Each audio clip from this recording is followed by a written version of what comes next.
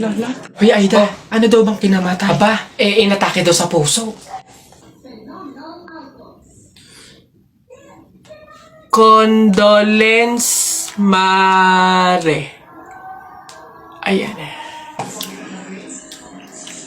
Hoy, ang lata na nga nung pagkakaluto ng sopas, wala pang rekado. Diyos ko po, tama ka. Kanina nga akala ko, Diyos ang ibibigay. Aba, tubig. Nagtitipid ata.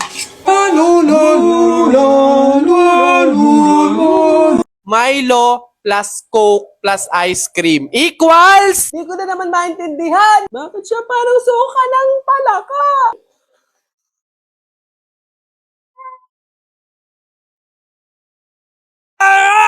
Howdy people! Alam ko na na-miss nyo to. Ramdam ko kayo. Alam ko yan. Na-miss ko din naman kayo. Another video ulit. Another pagtatry na naman ng mga nakita ko sa comment. Ngayon, madami ako nakita na Milo plus Coke plus ice cream equals... Parang Coke float lang naman yun. Pero syempre, iba pa rin kasi yung DIY. So, kaya itatry natin. Actually, natry ko na siya dating-dati pa. Pero ngayon, syempre, depende pa rin yun sa gagamitin. Depende sa ice cream. Tapos, first time ko na may Milong ilalagay. Nagulantang ako! Inuubo pa yan, pero talagang pinunteriya pa din ng ice cream at ang malamig. Meron tayo yung ating baso, yung Coke, tapos yung ating Milo, and yung ating ice cream. Hindi ako makabili mga people nung mga nasa cup na gano'ng kalalaki. So, mga ganito lang yung available. Ice cream din naman yan. So, unahin na natin mga people yung Milo. Ayan. Patunaw na yung ice cream! So, next yung ating ice cream. Ito. So, dyan. Tapos, tsaka natin alisin sa stick. Alangan naman kainin mo yung stick. Ayan. Ay, buti na lang. Mas maganda pala pag tuna. Mas madali mo siyang maaalis. So, ganito na yung itsura niya. Ayun, nasa ilalim yung Milo. Tapos, yung ice cream. So, tsaka natin ilalagay yung Coke. Para pala akong nasa science project net. Experiment. Wala na. Bansot. Parang supot. Feel sagana. Bakit siya parang suka ng palaka? Para ka mga buteting itlog. Ayan siya. Hinalo ko siya ng konti para mag-mix yung Milo tsaka yung ice cream. Mukha naman siyang masarap. Moment of truth! Taste it!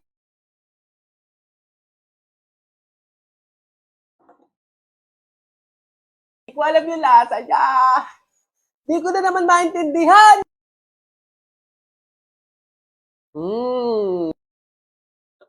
Parang nga siyang float. Pero mas masarap kasi yung Milo namumuo. So parang nagiging chocolate din siya na ingredient nung mismong drinks. Sarap pa siya sa float ng mga... Iba lang yung lasa niya. Merong differences. May pagkakaiba lang talaga kasi nga meron siyang Milo. Ako marunong talaga mag-taste test. Pero basta try nyo na lang, masarap naman. Sa lahat ng mga na-try ko, na pinatry nyo, mas okay naman to. Try nyo na din! Guys, napanood nyo ba yung isa sa mga content ko dito sa TikTok? Yung may kasama kong maliit na bibe, tsaka sisiw. Ito, papakita ko. Laban na sabong natalpak ako. Ano, sino? Diba? Yan sila. Ito na sila ngayon. Ito sila, oh. Uy, hey naman kayo, nakasama kayo sa content ko eh. Alam nyo ba na naka 5 million tsaka 4 million yung video nyo? Kaya mag-thank you kayo sa akin. Thank you! Salamat! Attitude sila.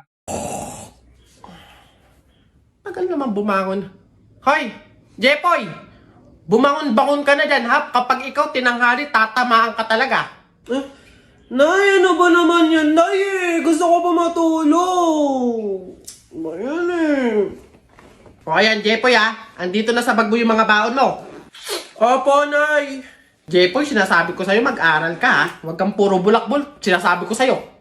Okay po, Nay. Alis na po ako.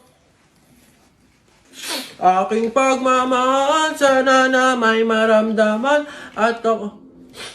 yun dadaan na naman sa school namin yung mga taga-public school ano naman, inyo ba to? Daanan nyo ba to, Yabang neto ah. Bulok naman pagdating sa flip top. Anong bulok? Laban na lang, tara, ano? Kaso ang daya mo, may mga kasama ka eh. Ako mag-isa lang. Oh, Jepoy! Oh, tikyo! Tep-tep!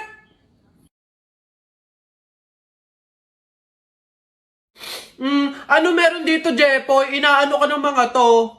Naghahamon tong mga to ng flip top eh. Tara, support ka namin! Daming ebas na ito ha, tara na! Short mo, gold. Damit mo, gold. Sumbong kita sa nanay mo, nanonood ka ng para yun lang o eto. Nanay at tatay mo, pangit. Kaya ikaw mukhang kalamay. Kung gusto mong maging pangit, huwag mo kami idamay. Baday mo boy! O eto, nakita ko tatay mo nagbabasa ng science. Sinapak ko, nag-super science! Sus, nanay mo pangit, tatay mo pangit. Ano ka exempted? Sus, utot mo. O eto, nag-ring na. Pasok na kami, bala ka na nga dyan. Magtutuos pa tayo Jepoy. Ano, wala pala kayo eh. Tiklop pala kayo sa ring ng bili, Oh! Nay! Jepoy! Nay! Hindi ka pa pumapasok? Patay! Kapag daw July 21, Friday ka pinanganak, malas ka daw. Ha? Nay! Ano ba yan? O bakit? May nabasa ko dito sabi kapag daw July 21 ka pinanganak tapos Friday, malas ka daw. Di ba yun yung birthday ko?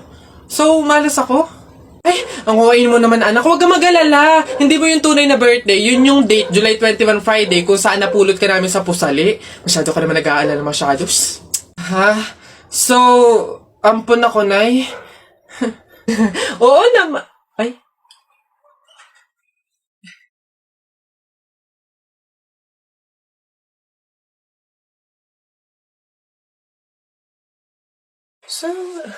Hoy anak! Ano yung ginagawa mo? Bakit ka dyan kumakain sa dilim ha? Alam mo, bawal yan pamahiin yan. Hindi ka daw pwedeng kumain ng pagkain sa dilim. Mabubulag ka daw. Paano naman na hindi ako magtatago dito sa dilim para kumain? Yung mga kapitbahay natin, wala nang ginawa na kundi humingi na lang ng humingi. Wala na nga rin tayo makain sa kakahingi nila naku Mare, pasensya ka na. May dumating kasing biglang bisita sa amin. Nakakahiya't wala akong maipakain. Wala pa din naman yung mister ko at saka hindi pa nun sahod. Baka naman meron ka dyan kahit anong pagkain na pwede maipamerienda. Sige na, nakakahiya naman kasi. Oo nga naman, Mare. Ako naman, naubusan na ako ng bigas. Nakakahiya naman ulit mangutang kina Ate Telay. Gawa nga ng 3 kabang bigas na yung utang ko doon. Baka naman meron kang maipahiram man lang dyan miski 1 kilong bigas. Sige na. Tsaka nga pala, yung ipapaulam ko sa mga anak ko, itlog na nilaga lang. Nakakaawa naman yung mga bata. Baka naman pwedeng pakidagdagan miski fried chicken. Dali na. Nako, Mare, pasensya ka na. Wala na rin kasi kaming nayakin yun! Ito Mare, baka pwede na to. Pasensya na ha, paghatian nyo na lang. Yan, salamat Mare. Naku, babawi naman kami next live. Sige, salamat.